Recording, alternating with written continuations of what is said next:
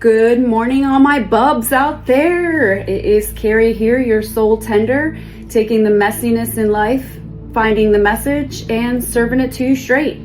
I wanted to start out by saying congratulations to those who did stand by their no contact and made it throughout the weekend.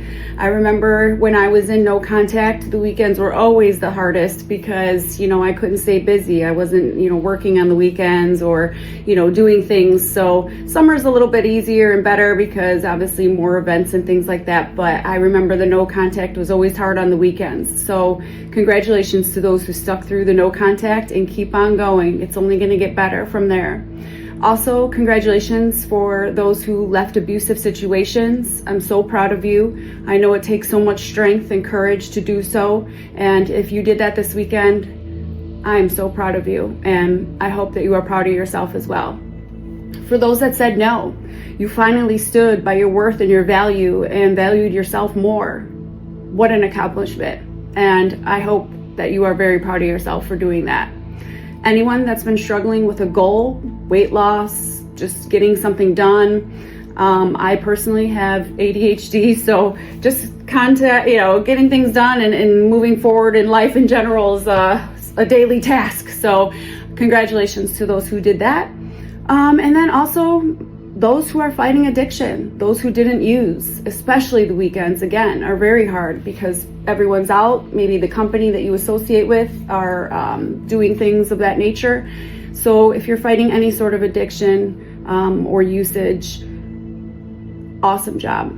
Awesome job to get through and not use and know that you're worth more than any bottle or pill or any sort of substance is out there. So proud of you.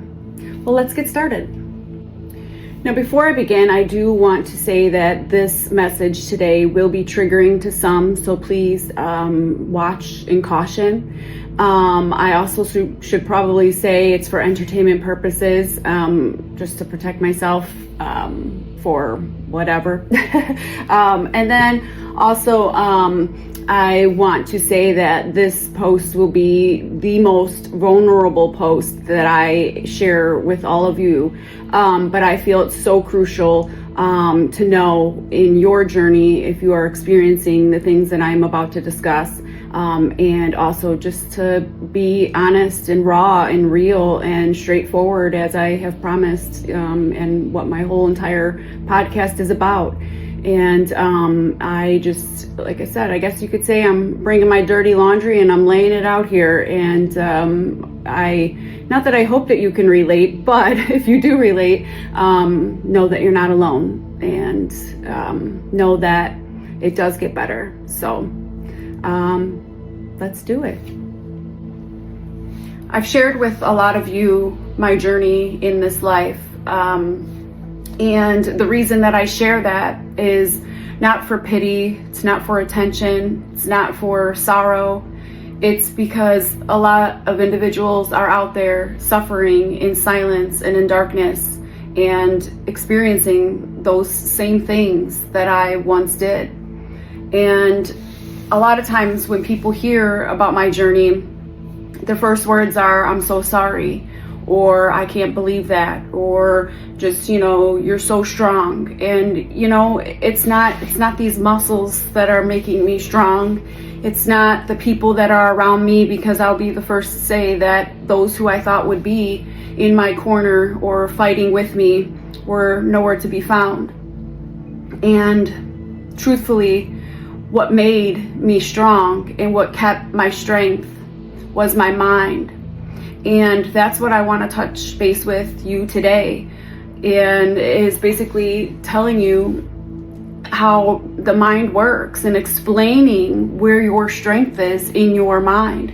Because when we are broken down by individuals or things or situations and events, our mind is the first thing that starts to stray, starts to veer off into different directions, and we self-sabotage or we attack what had hurt us.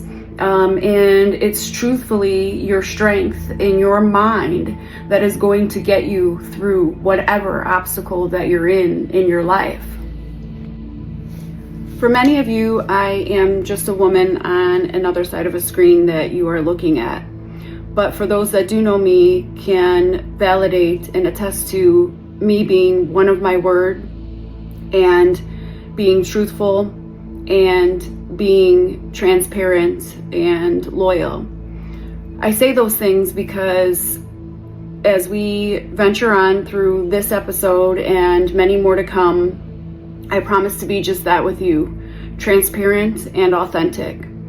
All of these things that I share with you, as I said, they are for true value of hope and strength and support for those who are in these situations, and in hope that I can bring you from the darkness that you sit in into the light of understanding and knowing that everything in life is temporary and not everything is permanent. And even though you feel that you are lost or you are drowning in your own chaos, it's not going to be forever, and your biggest strength is going to be your mind, and your mind is going to be the most powerful tool that you have to pull you through the situations that you are in.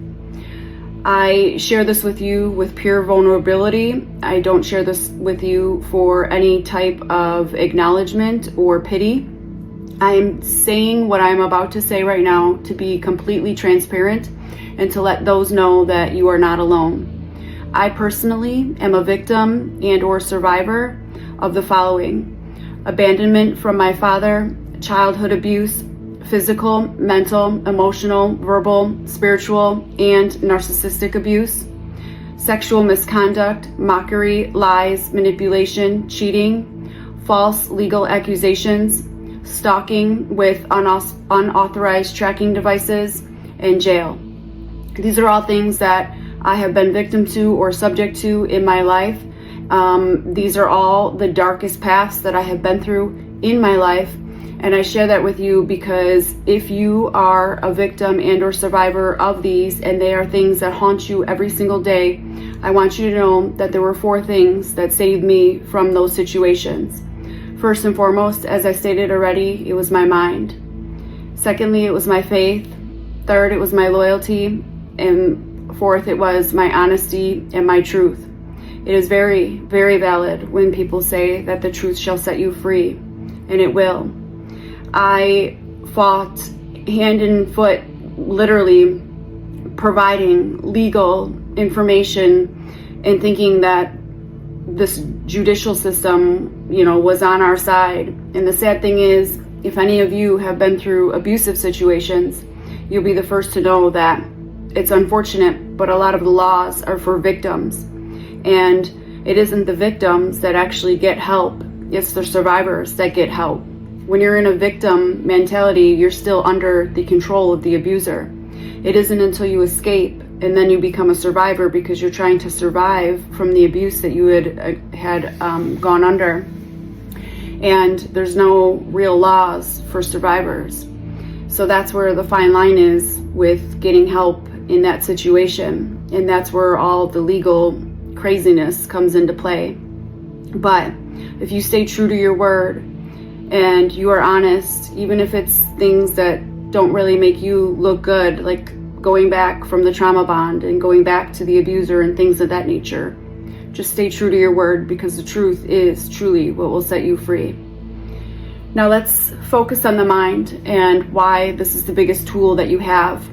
I made a board, and it's mainly just to keep me focused, but also kind of put into a visual for you what I mean and why I want to go in depth regarding the mind.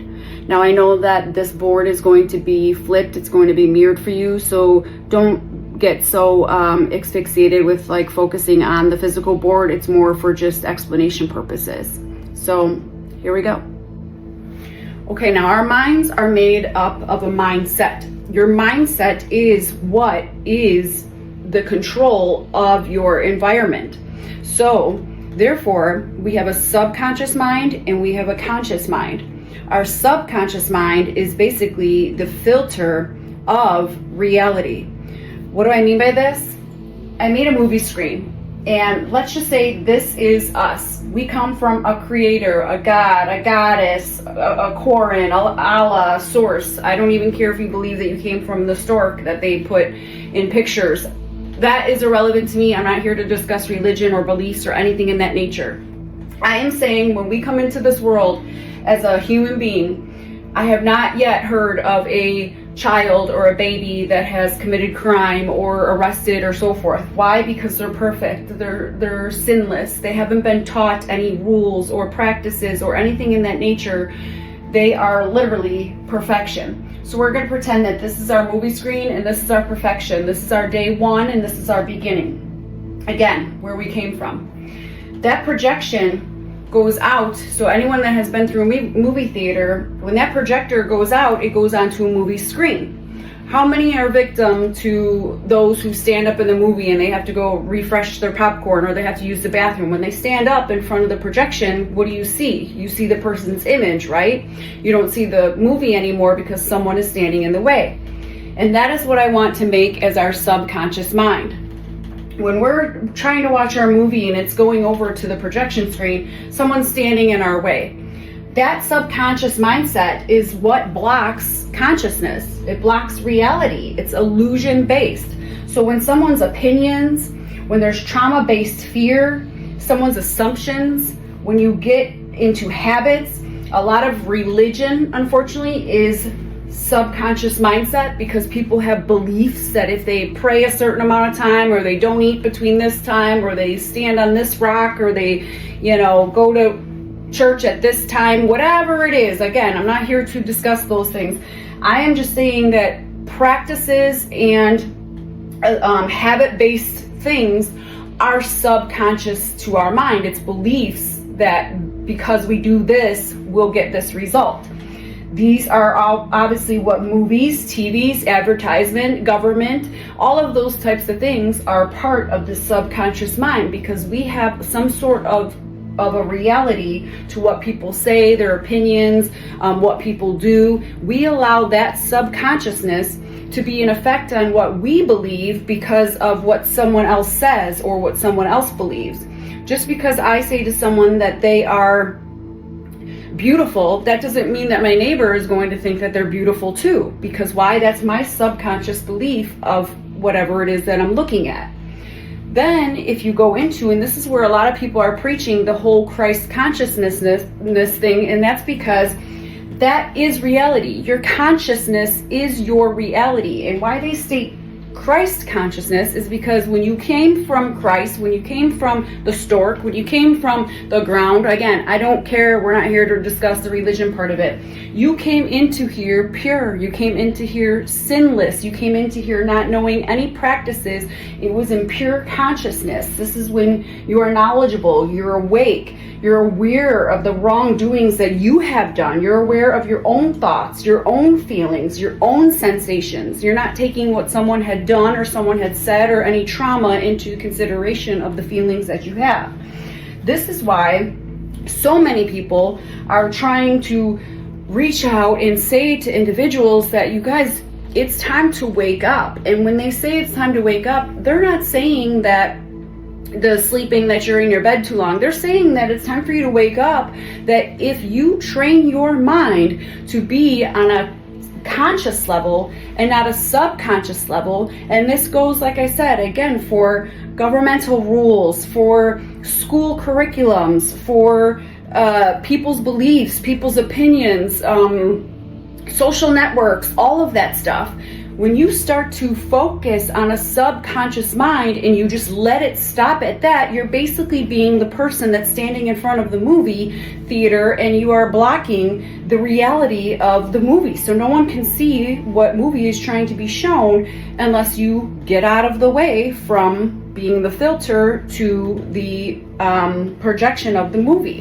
And that's where the mind controls everything. And the mind is what saved me, because I stopped believing my abuser that I was not good enough, that I wasn't worth it. I stopped allowing myself to be cheated on and thinking that they were better, and taking myself and comparing myself to the person and the people that I was cheated on by. I stopped devaluing my values, my worth, and my sense of who I am as a character in who I am as a person, and I started realizing the consciousness of who I really am. I was allowing someone else to place their values inside of me, and just because that is their opinion or their feeling about me, that doesn't mean that it's reality. And that is what is going to save you from the dark place that you're in, because you are sitting there and you are comparing your thoughts to something that someone else believes or someone else had said or someone else had valued. All it means is if they are out cheating or they are out, degrading you or they are out abusing you, they are doing that because manipulation is part of the subconscious mind. They want to beat you down and make you subconscious, so they want you to not be aware of the true movie that is being played, because they want you to believe their thoughts, because then they can manipulate you, they could abuse you, they could take advantage of you, and so forth. So this is why the mind is so very crucial for you to keep a conscious mind and not a subconscious mind, because that is what's going to save you from your journey. You have to stop being in the victim mentality. You have to stop believing what they say. You have to stop allowing them to control your thoughts, because your thoughts are what control your emotions and your actions, because your mind is the biggest steering wheel of your entire body. And if you don't have your mindset in the correct mind, it's going to stray and it's going to follow the subconscious life. This is why when you have things that happen to you and it's a rolling snowball effect, it's because you're stuck in the subconscious mind of thinking that reality is just always something bad. Well, if you keep thinking that and putting that into play, that's what's going to keep happening. You're going to keep focusing on the negative things and not focusing on the positive things that are going on throughout your life. So this is why it's so imperative for you to keep that conscious mindset. If you get a flat tire on the side of the road, don't focus on the subconscious part of the flat tire. Focus on the conscious part, that it wasn't an accident. You are alive still. You have to start training that mind into positive attributes and positive mindsets to keep that consciousness into reality and into play.